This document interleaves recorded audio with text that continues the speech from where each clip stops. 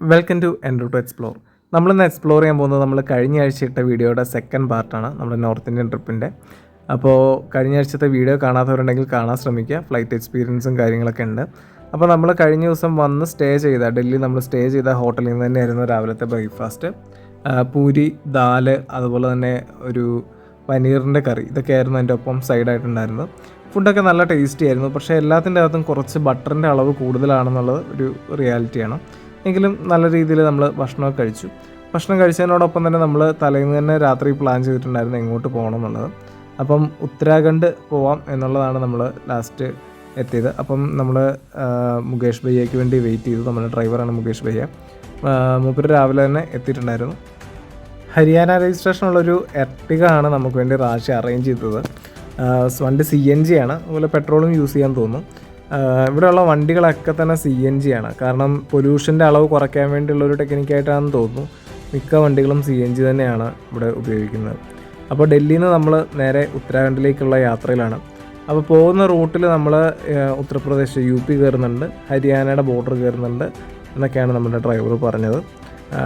നമുക്ക് മനസ്സിലായ ഒരു കാര്യം, ഇവിടെയുള്ള ആൾക്കാർ കൂടുതലും ഹിന്ദി മാത്രം, കൂടുതലെന്നല്ല എല്ലാവരും തന്നെ ഹിന്ദി മാത്രമാണ് ഉപയോഗിക്കുന്നത്. കാരണം ഇംഗ്ലീഷ് മറ്റ് ഭാഷകളൊന്നും തന്നെ ഇവരാരും തന്നെ ഉപയോഗിക്കുന്നില്ല എന്നുള്ളൊരു കാര്യം നമുക്ക് കുറച്ച് ബുദ്ധിമുട്ടുണ്ടാക്കുന്നതാണ്. കാരണം ഹിന്ദി നല്ലപോലെ അറിയാവുന്നവർക്ക് നല്ല രീതിയിൽ പിടിച്ചു നിൽക്കാൻ പറ്റും. അല്ലാത്ത പക്ഷം നമുക്ക് ചെറിയ തോതിലുള്ള ബുദ്ധിമുട്ടുകൾ ഉണ്ടാകാനുള്ള സാധ്യതയുണ്ട്. ഇപ്പം നമ്മുടെ നാട്ടിലേക്കൊക്കെ ഫോറിനേഴ്സൊക്കെ വരുന്ന സമയങ്ങളിൽ നമ്മൾ ഇംഗ്ലീഷ് പറയാൻ ട്രൈ ചെയ്യാറുണ്ട്. പക്ഷേ ഇവിടെ അങ്ങനൊരു സംഭവമൊന്നും ഇല്ല. എന്തായാലും റാഷി ഒപ്പം ഉള്ളതുകൊണ്ടും അവന് ഹിന്ദി അറിയാമെന്നുള്ളത് കൊണ്ടും നമുക്ക് വേറെ മറ്റ് ബുദ്ധിമുട്ടുകളൊന്നുമില്ലാതെ നമ്മൾ യാത്ര തുടർന്നു. അതുപോലെ തന്നെ നമ്മൾ ഡൽഹിയിൽ നിന്ന് യാത്ര ചെയ്യുന്ന സമയത്ത് ഒരുപാട് കൊടികൾ, നമ്മുടെ ഇന്ത്യയുടെ ഫ്ലാഗ് ഒരുപാട് സ്ഥലങ്ങളിൽ ഇങ്ങനെ സ്ഥാപിച്ചേക്കുന്ന കണ്ടിട്ടുണ്ട്. തലസ്ഥാന നഗരിയൊക്കെ ആയതുകൊണ്ട് തന്നെ ആവാം, പലയിടത്തും നമ്മുടെ ദേശീയ പതാക പറക്കുന്നതൊക്കെ കണ്ടുകൊണ്ടാണ് നമ്മൾ മുന്നോട്ട് നീങ്ങുന്നത്. അത്യാവശ്യം നല്ല സ്പീഡിൽ തന്നെയാണ് ഇതിലുള്ള യാത്ര. റോഡുകളൊക്കെ നല്ല സ്ട്രെയിറ്റ് ആയതുകൊണ്ട് തന്നെ നമുക്ക് വലിയ ബുദ്ധിമുട്ടുകളൊന്നുമില്ല. രാവിലെ ഇറങ്ങിയതുകൊണ്ട് തന്നെ ട്രാഫിക് ജാമിൻ്റെ പ്രശ്നവും നമുക്ക് അനുഭവിച്ചിട്ടില്ല. പോകുന്ന വഴി നമുക്ക് ജവഹർലാൽ നെഹ്റു സ്റ്റേഡിയം കണ്ടിട്ടുണ്ട്. നമ്മുടെ പ്ലാൻ അനുസരിച്ച് ആദ്യ ദിവസങ്ങളിൽ കൂടുതലായിട്ടും ഉത്തരാഖണ്ഡും അതിനോടനുബന്ധിച്ചുള്ള സ്ഥലങ്ങളും കാണുക എന്നുള്ളതായിരുന്നു പ്ലാന്. ഡൽഹിക്ക് ആദ്യത്തെ ദിവസങ്ങളിൽ നമ്മൾ വലിയ ഇമ്പോർട്ടൻസ് കൊടുത്തിട്ടില്ല. അതുകൊണ്ട് തന്നെ ഉത്തരാഖണ്ഡ് പോകുന്ന വഴിക്കുള്ള കാഴ്ചകൾ കാണുക, അതുപോലെ തന്നെ ഉത്തരാഖണ്ഡിലെ ഋഷികേശ്, ഹരിദ്വാർ, അതുപോലെ തന്നെ രാജാജി നാഷണൽ പാർക്ക്, ഇങ്ങനെയുള്ള കുറേ കാര്യങ്ങൾ നമുക്ക് പ്ലാൻ ചെയ്ത് അവിടെയൊക്കെ കയറാമെന്നുള്ള പ്ലാനിലാണ് പോയത്. നമ്മുടെ ഗംഗാ നദിയുടെ ആ ഒരു ഭംഗി കാണണം എന്നുള്ളതായിരുന്നു മെയിൻ പ്ലാന്. നമ്മളെന്തായാലും മുന്നോട്ട് പോയ സമയത്ത് വണ്ടിയുടെ CNG ഏകദേശം തീരാറായിട്ടുണ്ടായിരുന്നു. അപ്പോൾ ഒരു CNG സ്റ്റേഷനിൽ കയറി കഴിഞ്ഞ സമയത്ത് നമുക്ക് കാണാൻ സാധിക്കുന്നതാണ്, മുഴുവൻ വണ്ടികളും മാരുതിയുടെയാണ്. അതുപോലെ തന്നെ ഈ വണ്ടികൾ മുഴുവൻ CNG ആണ്. നമ്മൾ പെട്രോളും ഡീസലൊക്കെ അടിക്കുന്ന പോലെ വണ്ടിക്കകത്ത് ഇരുന്നുകൊണ്ട് തന്നെ CNG ഫില്ല് ചെയ്യാൻ സാധിക്കില്ല. നമ്മളെ ഇറക്കി പുറത്ത് നിർത്തിയതിന് ശേഷം ഡ്രൈവർ കൊണ്ടുവന്ന് വണ്ടി ഇടും, അത് ഓഫാക്കും. അതിന് ശേഷം മാത്രമേ ഫില്ല് ചെയ്യുള്ളൂ. ഫില്ല് ചെയ്തതിന് ശേഷം മാത്രമേ നമ്മളെ ഉള്ളിൽ കയറ്റുള്ളൂ. അപ്പം നമ്മൾ ഡീസലും പെട്രോളൊക്കെ അടിക്കുന്ന രീതിയിലുള്ള പരിപാടികൾ അവിടെ നടക്കില്ല. എന്തായാലും നമ്മൾ അതെല്ലാം ചെയ്തതിന് ശേഷം വീണ്ടും മുന്നോട്ട് യാത്ര തിരിച്ചു. വീണ്ടും വഴി നീളെ നമ്മുടെ നാഷണൽ ഫ്ലാഗ് ഇങ്ങനെ പറക്കുന്നത് കാണാൻ സാധിക്കും. കുറച്ച് മുന്നോട്ട് പോയ ടൈമിലാണ് ഒരു മല പൊന്തി നിൽക്കുന്നത് കണ്ടത്. സംഭവം വേറൊന്നുമല്ല, വേസ്റ്റാണ്. വേസ്റ്റ് ഇങ്ങനെ കുമിഞ്ഞു കൂടിയേക്കുന്ന, നല്ല വേസ്റ്റ് കൊണ്ട് ഡിപ്പോസിറ്റ് ചെയ്തേക്കുന്ന ഒരു ഏരിയയാണ്. അപ്പം നമുക്ക് കാണാം അവിടെ ഓരോ ചെറിയ ടവറുകളുണ്ട്. ആ ടവറിനേക്കാളൊക്കെ ഉയരത്തിലാണ് വേസ്റ്റ് നിൽക്കുന്നത്. ഇത്രയും വേസ്റ്റ് കുമിഞ്ഞു കൂടിയൊരു കാഴ്ചയൊന്നും നമ്മൾ കണ്ടിട്ടില്ല. എന്തായാലും അവിടുന്ന് നമ്മൾ മുന്നോട്ട് നീങ്ങിയ സമയത്താണ് അക്ഷർധാൻ ടെമ്പിൾ നമ്മൾ കണ്ടത്. ആദ്യ ദിവസങ്ങളിൽ നമുക്ക് അവിടെ കയറാനുള്ള പ്ലാനൊന്നുമില്ല. തിരിച്ചു വരുന്ന ടൈമിൽ കാണാൻ സാധിക്കും എന്നുള്ള പ്രതീക്ഷയിലാണ് നമ്മൾ മുന്നോട്ട് പോയത്. നമ്മുടെ മുന്നോട്ടുള്ള യാത്രയുടെ ഭാഗങ്ങൾ ഇനി സ്കിപ്പ് ചെയ്യാതെ കാണാൻ ശ്രമിക്കുക. ഒരുപാട് നല്ല എക്സ്പീരിയൻസുകൾ, ഒരുപാട് കാഴ്ചകൾ, നമ്മൾ ഒട്ടും പ്രതീക്ഷിക്കാത്ത കാഴ്ചകൾ നിറഞ്ഞ ഭാഗങ്ങളാണ് ഇനിയുള്ളത്. നമ്മുടെ മുകേഷ് ഭയ്യ 100-150 കിലോമീറ്റർ പെട്ടെന്ന് തന്നെ കവർ ചെയ്യുന്നുണ്ടായിരുന്നു. ഇടയ്ക്കൊരു ഭാഗത്ത് വണ്ടി നിർത്തി ചായ കുടിക്കാൻ വേണ്ടി. അപ്പം അവിടെ ചെന്നു കയറിയിരുന്നു. ഒരു സ്നാക്സ് എന്തെങ്കിലും പറയാം, അതുപോലെ തന്നെ ചായ എന്തെങ്കിലും പറയാമെന്ന് ഓർത്താണ് ഞങ്ങൾ ഇരുന്നത്. രാവിലെ തന്നെ ബ്രേക്ക്ഫാസ്റ്റ് കഴിച്ചുകൊണ്ട് വലിയ വിശപ്പൊന്നുമില്ല, ഒന്ന് റിഫ്രഷിങ്ങിനായിട്ട് എന്തെങ്കിലും പറയാമെന്ന് ഓർത്ത് ഞങ്ങൾ മെനു ഒക്കെ നോക്കി. അപ്പം എന്തായാലും സമൂസ, അതുപോലെ തന്നെ അവിടുത്തെ ഒതൻറ്റിക് ഐറ്റമായിട്ടുള്ള ബ്രെഡ് പക്കോട, ഇങ്ങനെയുള്ള സാധനങ്ങളൊക്കെ ഒന്ന് ടേസ്റ്റ് ചെയ്യാമെന്ന് ഓർത്ത് എല്ലാവർക്കും പറയാൻ തുടങ്ങി. അപ്പോഴേക്കും റാഷി ബ്ലോക്ക് ചെയ്തിട്ട് പറഞ്ഞു, എല്ലാവർക്കും പറഞ്ഞു കഴിഞ്ഞാൽ നമുക്ക് കഴിക്കാൻ പറ്റില്ല, ഒരെണ്ണം പറയാം, അത് കഴിച്ച് കഴിഞ്ഞിട്ട് വേണം പറയാമെന്ന് പറഞ്ഞു. കാര്യം ഇതാണ്, നമ്മുടെ നാട്ടിലുള്ള സമൂസയുടെ 2 ഇരട്ടി വലിപ്പമുണ്ട് ഇവിടെ കിട്ടുന്ന സമൂസയ്ക്ക്, അതുപോലെ തന്നെ മറ്റ് സ്നാക്കുകൾക്ക്. ഞങ്ങൾ 5 പേര് കൂടിയാണ് ഒരു സമൂസ കഴിച്ചത്. വീഡിയോയിൽ എത്രമാത്രം അതിൻ്റെ സൈസ് നമുക്ക് മനസ്സിലാകുന്നുണ്ടെന്നും പറയാൻ പറ്റില്ല, പക്ഷേ ഞങ്ങൾ 5 പേര് കൂടിയാണ് ഒരു സമൂസ കഴിച്ചത്. അതുപോലെ തന്നെ നമ്മുടെ നാട്ടിൽ കിട്ടുന്ന ആ ഒരു സെയിം ടേസ്റ്റോ കാര്യങ്ങളൊന്നുമല്ല, എല്ലാം ഡിഫറെൻ്റാണ്. ഫില്ലിങ്സ് ഡിഫറെൻ്റാണ്. അതുപോലെ തന്നെ സൈഡായിട്ടൊരു ചട്നി, ഒരു സോസും തന്നിട്ടുണ്ട്.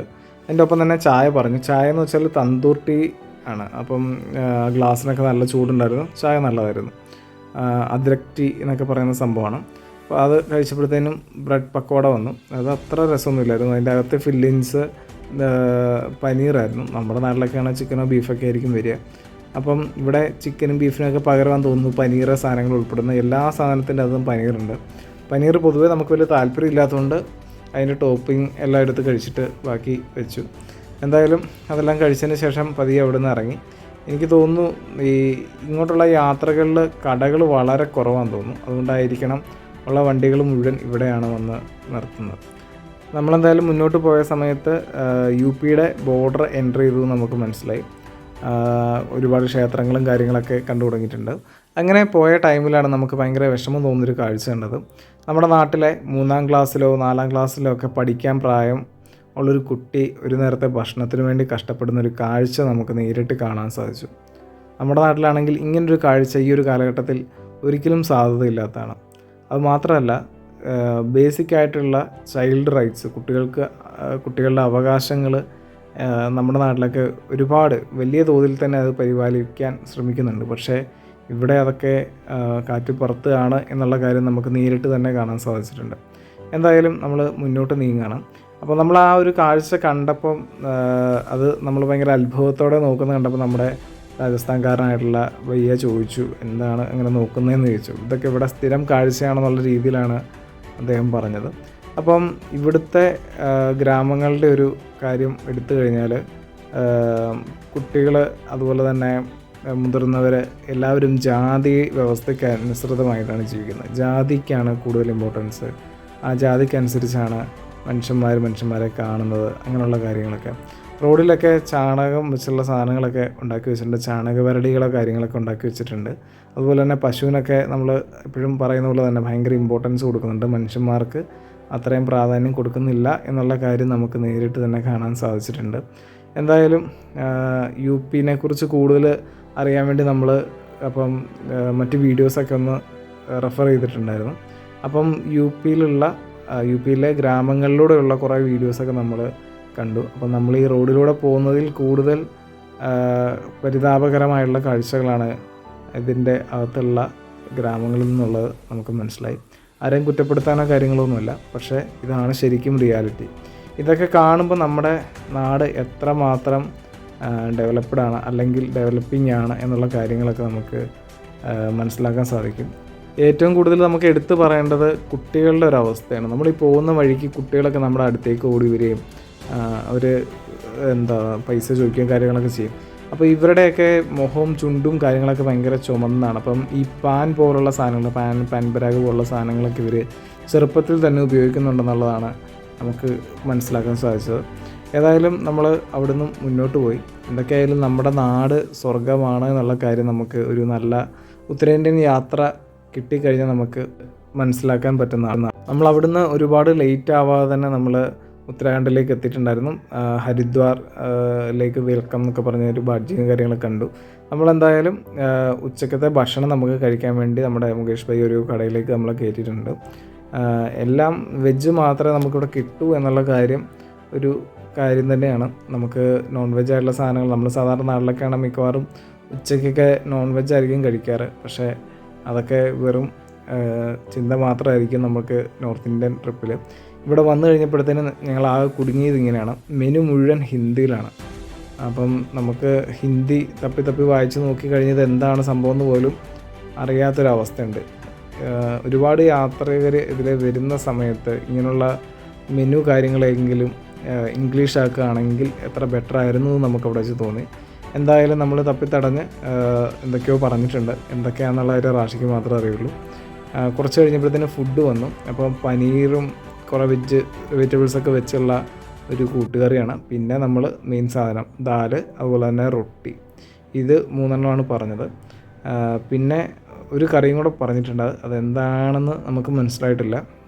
നമ്മളവിടുത്തെ ഒരു സാധനം മെനു കാണിച്ചു കൊടുത്ത് ഓർഡർ ചെയ്തു, പേര് പോലും നമുക്ക് കറക്റ്റായിട്ട് കിട്ടിയിട്ടില്ല. എന്തായാലും നമ്മളെല്ലാം ടേസ്റ്റ് ചെയ്ത് നോക്കാം എന്നോർത്തു. ഫുഡൊക്കെ അത്യാവശ്യം നല്ല ടേസ്റ്റി ആയിരുന്നു. വെജിറ്റബിൾസ് ആണെങ്കിലും നല്ല ടേസ്റ്റി ആയിട്ടുള്ള ഫുഡൊക്കെ തന്നെയായിരുന്നു. പക്ഷേ നമ്മൾ ഇപ്പം ബ്രേക്ക്ഫാസ്റ്റും അതുപോലെ തന്നെ തലേന്ന് നമ്മൾ വന്ന ടൈമിലുള്ള സാധനം ഇതെല്ലാം തമ്മിൽ വലിയ വ്യത്യാസങ്ങളൊന്നുമില്ല. കാരണം കൂടുതലും റൊട്ടി, ചപ്പാത്തി, പൂരി, ദാല് ഈ ഒരു കോമ്പിനേഷനാണ് മോസ്റ്റ് പ്രോബബ്ലി നമുക്ക് ഈ യാത്രകളിൽ മിക്കപ്പോഴും കിട്ടിക്കൊണ്ടിരിക്കുന്നത്. അതിൻ്റെ വെറൈറ്റി ടേസ്റ്റുകൾ നമുക്ക് ടേസ്റ്റ് ചെയ്യാന്നുള്ളതാണ് മെയിനായിട്ടുള്ളത്. എന്തായാലും നമ്മൾ വീണ്ടും റൊട്ടിയും ദാലും കഴിക്കാനല്ലാതെ വേറെ നിവൃത്തിയൊന്നുമില്ല. നമ്മുടെ ദോശ, ഇഡലിയിലും പ്രതീക്ഷിച്ചിരുന്നു, പക്ഷേ അങ്ങനെയുള്ള സംഭവങ്ങളൊന്നും ഈ ഭാഗത്തേക്ക് ഇല്ല എന്നുള്ളത് വേറൊരു സത്യമാണ്. എന്തായാലും നമ്മുടെ നാട്ടിലെ പൊറോട്ടയും ബീഫൊക്കെ മനസ്സിലാലോചിച്ചുകൊണ്ട് നമ്മൾ ഈ ഭക്ഷണം അവിടുന്ന് കഴിച്ചു. പിന്നെ മറ്റൊരു കാര്യം എടുത്ത് പറയാനാണെങ്കിൽ, ഏതൊരു നാട്ടിൽ ചെന്നാലും അവിടുത്തെ ഭക്ഷണങ്ങൾ ട്രൈ ചെയ്യുന്നത് ഒരു പുതുമ തന്നെയാണ്. അതുകൊണ്ട് നമ്മളത് ഒരു പ്രശ്നമായിട്ട് കണ്ടില്ല. എങ്കിലും നോൺ വെജ് കാര്യങ്ങൾ ഉണ്ടായിരുന്നെങ്കിൽ എന്ന് ഞങ്ങൾ വെറുതെ ആശിച്ചു പോയി. എന്തായാലും അതെല്ലാം കഴിച്ചതിന് ശേഷം നമ്മൾ അവിടുന്ന് പതിയെ ഇറങ്ങി. ഈ ഇറങ്ങിയൊരു ടൈമിൽ നമുക്ക് മറ്റൊരു എക്സ്പീരിയൻസ് കിട്ടി. സാധാരണ നമ്മുടെ നാട്ടിലൊക്കെ ടിപ്പ് എല്ലാവരും കൊടുക്കാറാണ് പതിവ്, പക്ഷേ ഇവിടെ എല്ലാവരും വന്ന് ചോദിച്ചു വാങ്ങിക്കും, ടിപ്പ് ചോദിച്ചു വാങ്ങിക്കും. എമൗണ്ട് സൈഡ് ഇങ്ങോട്ട് പറയും. അതൊരു പുതിയ എക്സ്പീരിയൻസ് ആയിരുന്നു. ടിപ്പൊക്കെ ചോദിച്ച് മേടിച്ച് നമ്മളതെല്ലാം കൊടുത്തിട്ടാണ് പോകുന്നത്. നമ്മുടെ നാടല്ല, പ്രത്യേകിച്ച് നമ്മൾ സൗത്ത് ഇന്ത്യൻസിനെ കാണുമ്പോൾ ഒരു ബുദ്ധിമുട്ട് ഇവർക്ക് ഫീൽ ചെയ്യുന്ന പോലെ നമുക്ക് പലപ്പോഴും തോന്നിയിട്ടുണ്ടായിരുന്നു. പക്ഷേ നമ്മുടെ ഡ്രൈവർ പക്ക ആയിരുന്നു. അങ്ങേര് നല്ല രീതിയിൽ നമ്മളെ ഹാൻഡിൽ ചെയ്തു മുന്നോട്ട് പോയി. എന്തായാലും നമ്മൾ ഇതെല്ലാം കഴിച്ച് ടിപ്പൊക്കെ കൊടുത്തിട്ട് നമ്മളവിടെ നിന്ന് ഇറങ്ങി മുന്നോട്ടുള്ള യാത്രയിൽ നമ്മൾ അടുത്ത കാഴ്ച കണ്ടു. ചേരികളാണ്. ചേരികളെന്ന് വെച്ചാൽ കിലോമീറ്ററുകളോളം ചേരികൾ ഇങ്ങനെ നിൽക്കുകയാണ് റോഡ് സൈഡിൽ കൂടെ നമുക്ക് പോകുന്ന വഴിയിലല്ല. എന്തായാലും അതെല്ലാം കണ്ടതിന് ശേഷം നമ്മൾ ഹരിദ്വാറിലേക്ക് എത്തിയിട്ടുണ്ട്. അപ്പം ക്ഷേത്രത്തിൻ്റെയൊക്കെ ഒരു പ്രാധാന്യം തെളിയിക്കുന്ന, അല്ലെങ്കിൽ ക്ഷേത്രങ്ങളുണ്ടെന്ന് തെളിയിക്കുന്ന കുറച്ച് ബ്രിഡ്ജും മതചിഹ്നങ്ങളും കാര്യങ്ങളൊക്കെ അവിടെ കണ്ടിട്ടുണ്ടായിരുന്നു. അപ്പം നമുക്ക് 2 ഓപ്ഷൻസാണ് നമുക്ക് ഉണ്ടായിരുന്നത്. ഒന്നെങ്കിൽ ഹരിദ്വാർ ഇറങ്ങി നല്ല രീതിയിൽ കാണുക, അതല്ല എന്നുണ്ടെങ്കിൽ രാജാജി നാഷണൽ പാർക്കിലേക്ക് പോവുക. അപ്പോൾ നമുക്ക് അതിനുള്ള ടൈമേ നമുക്ക് അന്നത്തെ ദിവസം ഉണ്ടായിരുന്നുള്ളൂ. അപ്പോൾ ഞങ്ങൾ കൂടുതലൊന്നും ആലോചിക്കാൻ പോയില്ല. ഞങ്ങൾ രാജാജി നാഷണൽ പാർക്ക് തന്നെ പറഞ്ഞു. കാടിനോട് നമുക്ക് കുറച്ച് കൂടുതൽ സ്നേഹമുള്ളതുകൊണ്ട് ഹരിദ്വാർ നമ്മളവിടെ ക്യാൻസൽ ചെയ്ത് നേരെ രാജാജി നാഷണൽ പാർക്കിലേക്ക് പോയി. നമ്മൾ വണ്ടിയിലിരുന്ന് ഹരിദ്വാർ കണ്ടു. പക്ഷേ അതിനകത്ത് നമുക്ക് ഏറ്റവും സന്തോഷം തോന്നിയൊരു കാഴ്ച ഗംഗാ നദി നമുക്ക് കാണാൻ സാധിച്ചാണ്. ആദ്യമേ തന്നെ ഗംഗയിലേക്കുള്ള ആ ഒരു എൻട്രൻസ് ഭയങ്കര സന്തോഷം തോന്നിയൊരു കാഴ്ചയാണ്. നമ്മുടെ ഭാരതപ്പുഴയുടെയൊക്കെ ഒരു 2 ഇരട്ടി വലിപ്പമുള്ള ഒരു വലിയ നദിയാണ് ഗംഗ എന്നുള്ള സംഭവം. അതൊരു ഒന്നൊന്നര കാഴ്ചയായിരുന്നു. നമുക്കത് പറഞ്ഞറിയിക്കാൻ പറ്റാത്തൊരു ഫീലാണ് ഉണ്ടായിരുന്നത്. പക്ഷേ ഗംഗയുടെ എല്ലാ സൈഡും അത്ര നല്ല കാഴ്ചയൊന്നുമല്ല. നല്ല രീതിയിലുള്ള ഭാഗങ്ങളും ഉണ്ട്, പക്ഷേ മോശം രീതിയിലുള്ള ഏരിയകൾ നമുക്ക് കാണാൻ സാധിച്ചിട്ടുണ്ട്. ഒരു പക്ഷേ ഈ ക്ഷേത്രം, പൂജ കാര്യങ്ങളൊക്കെ ആയിട്ട് നടക്കുന്ന സമയങ്ങളിൽ ആ ഭാഗത്തെ വെള്ളം ഒക്കെ പലപ്പോഴും മലിനമാകും. നമുക്കറിയാം, നമ്മുടെ ശബരിമലയോടൊക്കെ അനുബന്ധിച്ച് ഒരുപാട് വേസ്റ്റുകളൊക്കെ നമ്മൾ നീക്കം ചെയ്യാറുണ്ട്. അപ്പം ആ ഒരു കണ്ടീഷൻ തന്നെയാണ്. എന്തായാലും ഗംഗാ നദി കണ്ടതിൽ ഒരുപാട് സന്തോഷം തോന്നി. ഏതായാലും നമ്മളത് ക്രോസ് ചെയ്യുകയാണ്. കുറേ ദൂരമുണ്ട് അതിനകത്തുള്ള പാലം തന്നെ. അപ്പം ആ പാലം കയറി നമ്മൾ ഓപ്പോസിറ്റ് സൈഡിലേക്ക് പോവുകയാണ്. അപ്പോഴത്തേക്കും ഭക്തരായിട്ടുള്ള ആൾക്കാരാണെന്ന് തോന്നുന്നു ഒരുപാട് പേര് അതിലിങ്ങനെ നടന്നു പോകുന്നുണ്ട്. അതുപോലെ തന്നെ കുറച്ച് മുന്നിലായിട്ട് ടോപ്പിൽ ഒരു മലയുണ്ട്. ആ മലയുടെ ടോപ്പിൽ ക്ഷേത്രങ്ങളൊക്കെ കാണുന്നുണ്ട്. എന്തായാലും ആ ഒരു എക്സ്പീരിയൻസ് നല്ല രീതിയിൽ എൻജോയ് ചെയ്ത് മുന്നോട്ട് നീങ്ങുകയാണ്. താഴെ ഒരുപാട് ക്ഷേത്രങ്ങളും പൂജയും കാര്യങ്ങളൊക്കെ നടക്കുന്ന സ്ഥലങ്ങളാണെന്ന് തോന്നുന്നു. നമ്മളതിലെ അങ്ങോട്ടൊന്നും ഇറങ്ങിയില്ല. നമ്മൾ നേരെ മുന്നോട്ട് നീങ്ങുകയാണ്. നമ്മൾ ഗംഗയുടെ കുറുകെയുള്ള ആ പാലം കഴിഞ്ഞതിന് ശേഷം നമ്മൾ രാജാജി നാഷണൽ പാർക്കിലേക്ക് പോകുന്ന റൂട്ടിലേക്ക് നമ്മൾ കയറിയിട്ടുണ്ട്. അപ്പം ഇതിൻ്റെ 2 സൈഡിലും, ഒരു സൈഡിൽ ഗംഗാ നദിയാണ്, അതിൻ്റെ തീരത്ത് നിന്ന് കുറച്ച് ഉയർന്ന ഒരു പ്രദേശത്തൂടെയാണ് നമ്മൾ പോകുന്നത്.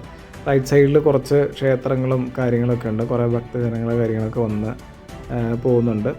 ഇവരൊക്കെ ഈ ലോറിക്കകത്തൊക്കെ കിടന്നും കാര്യങ്ങളൊക്കെയാണ് വരുന്നത്. ഒരു വൃത്തിയൊക്കെ നമുക്ക് കുറവുള്ള പോലെ നമുക്ക് ഭയങ്കരമായിട്ട് തോന്നും. എന്തായാലും നമ്മളതൊക്കെ കണ്ട് മുന്നോട്ട് നീങ്ങുകയാണ്. അപ്പം വരണ്ട് കിടക്കുന്ന ഗംഗാനദി നമുക്ക് ഒരു സൈഡിൽ നിന്ന് കാണാൻ സാധിക്കും. മഴക്കാലത്ത് ഇത് മുഴുവൻ നിറഞ്ഞൊഴുകുന്നതാണ് എന്നുള്ളൊരു റിയാലിറ്റി നമ്മൾ മനസ്സിലാക്കണം. അപ്പോഴുള്ള കാഴ്ച എന്തായിരിക്കും എന്നുള്ളത് നമുക്ക് ചിന്തിക്കാൻ സാധിക്കുന്നതല്ല. അത്രമേൽ ഭംഗിയായിരിക്കും, അതുപോലെ തന്നെ ഭീകരതയും തോന്നിക്കുക എന്നുള്ളതാണ് നമുക്ക് അവിടെ നിന്ന് മനസ്സിലായത്. സൈഡൊക്കെ ഒരുപാട് ഇടിഞ്ഞിട്ടുണ്ട്. ഈ മലയിടിച്ചിലൊക്കെ നടക്കുന്ന പ്രദേശമാണ് എന്നുള്ളത് നമുക്ക് മനസ്സിലായി. കുറേ നാളുകൾക്ക് മുമ്പ് നമുക്ക് ന്യൂസ് ചാനലിലൊക്കെ നമ്മൾ കാര്യമായിട്ട് കണ്ടിട്ടുണ്ട്. ഋഷികേശിലും ഉത്തരാഖണ്ഡിലും ഹരിദ്വാറിലൊക്കെ ആയിട്ട് ഒരുപാട് അപകടങ്ങളും കാര്യങ്ങളും മലവെള്ള പാച്ചിലുകളും ഒക്കെ ഉണ്ടായ കാര്യങ്ങളൊക്കെ നമ്മൾ കണ്ടിട്ടുള്ളതാണ്. എന്തായാലും നമ്മളതെല്ലാം കണ്ട് വീണ്ടും മുന്നോട്ട് യാത്ര ചെയ്യുകയാണ്. വീണ്ടും അവിടെ നമ്മൾ മുന്നോട്ട് പോയ ടൈമിലാണ് ചേരികൾ വീണ്ടും കണ്ടത്. നമ്മൾ കിലോമീറ്ററുകൾ കണക്കിന് നമ്മൾ ചേരികൾ നേരത്തെ കണ്ടിരുന്നു, ഇപ്പോൾ വീണ്ടും കണ്ടിട്ടുണ്ട്. നേരത്തെ കുറച്ച് മതിലൊക്കെ കിട്ടിയത് മറച്ചിട്ടുണ്ടെങ്കിലും ഇപ്പം മുന്നോട്ട് പോകുമ്പോൾ നമുക്ക് നല്ല രീതിയിൽ അത് കാണാൻ സാധിക്കുന്നുണ്ട്. അതുപോലെ തന്നെ നമ്മൾ ഈ വീഡിയോ ഒക്കെ എടുക്കുമ്പോൾ പോലും പലർക്കും അത് ഇഷ്ടപ്പെടുന്നില്ല എന്നുള്ളത് നമുക്ക് പലരുടെയും മുഖത്ത് നിന്ന് നമുക്ക് കണ്ടറിയാൻ പറ്റും, പുറത്ത് നിൽക്കുന്ന ആൾക്കാർ. എന്തായാലും നമ്മൾ അടിയിടിയൊന്നും കിട്ടാത്ത രീതിയിൽ നമ്മൾ സൂക്ഷിച്ച് നോക്കും കണ്ടൊക്കെയാണ് ഇതൊക്കെ എടുത്തേക്കുന്നത്. എന്തായാലും ഇതൊക്കെ കണ്ട് മനസ്സിലാക്കേണ്ടത് നമ്മൾ മലയാളികൾ തന്നെയാണ്. കാരണം നമ്മുടെ ഒരു അവസ്ഥ, ജീവിത രീതി, കാര്യങ്ങളൊക്കെ ആയിട്ട് ഒരുപാട് വ്യത്യാസമുണ്ട്. എന്തായാലും നമ്മൾ നേരെ മുന്നോട്ട് യാത്ര തിരിച്ചു. ഇനി നമുക്ക് അടുത്തത് രാജാജി നാഷണൽ പാർക്ക് കാര്യങ്ങളൊക്കെയാണ്. അപ്പം വളരെ കുറച്ച് ദൂരമുള്ളൂ ഇനി അങ്ങോട്ടുള്ളത്. വീഡിയോ കുറച്ച് ലെന്തി ആയതുകൊണ്ട് തന്നെ നമ്മൾ ഇന്നിവിടെ വൈൻഡപ്പ് ചെയ്യണം. അപ്പം അടുത്ത ആഴ്ച അവിടുത്തെ കാഴ്ചകളും രാജാജി നാഷണൽ പാർക്കിലുള്ള എക്സ്പീരിയൻസും കാര്യങ്ങളൊക്കെ ആയിരിക്കും ഇനി വരുന്ന വീഡിയോകളിൽ.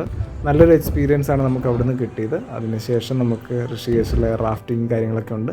വീഡിയോ എല്ലാവരും കാണാം. അടുത്ത ആഴ്ച കാണാം. Good bye.